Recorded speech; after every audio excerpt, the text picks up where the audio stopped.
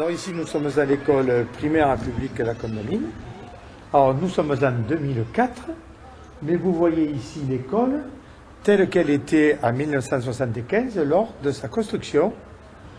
Nous sommes à quelques centaines de mètres du fleuve Vidourle.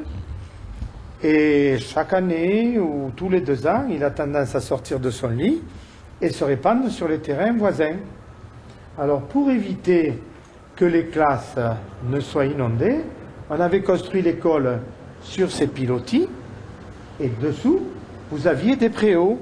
C'est-à-dire qu'en cas de crue, l'eau pouvait circuler et s'évacuer par la rue. À une certaine époque, il a manqué des classes dans l'école. Alors, on a décidé de boucher une première partie du préau dans laquelle on a installé une première classe. Et en 2002, lors de la grande vidourlade, l'eau est arrivée, elle a monté, elle a défoncé les portes, elle a fait exploser toutes les vitres, toutes les fenêtres, et elle est arrivée jusqu'au plafond. Il a fallu tout casser, tout enlever, et nous retrouvons l'école telle qu'elle était au départ, en 1975. Comment peut-on expliquer ce manque de vigilance? Voyons ce que nous livre un micro-trottoir sur la mémoire des crues. Je suis né dans le quartier le plus bas des Margues, j'ai 68 ans, je suis de sa classe. Et c'est le premier vidéo qu'on voit en 2002, qu'on a vu à 2 mètres d'eau chez moi. Voilà. Ça, on peut dire que c'est un vidéo. Le reste, c'était minimum 30 cm, un plus gros mètre. Et vous étiez au courant qu'il y avait des inondations ici à Émargues? Avant, oui, il y a eu des petites vidourlades, mais enfin, pas grand-chose, quoi.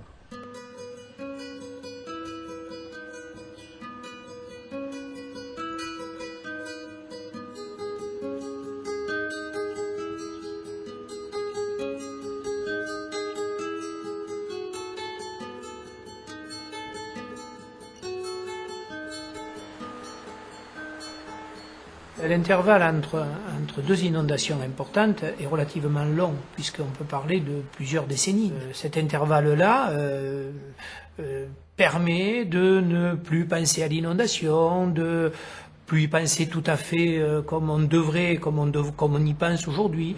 Les souvenirs mauvais, on a tendance à les mettre un peu dans un petit coin de la mémoire et de ne plus en parler.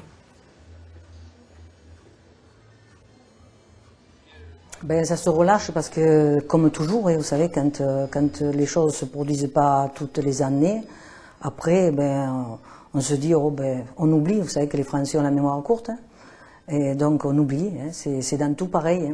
On n'a plus pensé que des grosses inondations, comme nous en avons en gros 3 à 4 fois par siècle, on ne croyait plus que ça arrivait, ou tout au moins on n'y pensait plus. La mémoire s'émousse, il est évident qu'on n'y croyait pas. La réalité nous a remis ce qu'on appelle vulgairement les pendules à l'heure. C'est malheureux, mais il faut toujours qu'il y ait des catastrophes. Vous voyez, même pour les accidents, pour tout, il faut qu'il y ait des catastrophes pour que les gens se réveillent et qu'ils soient vigilants.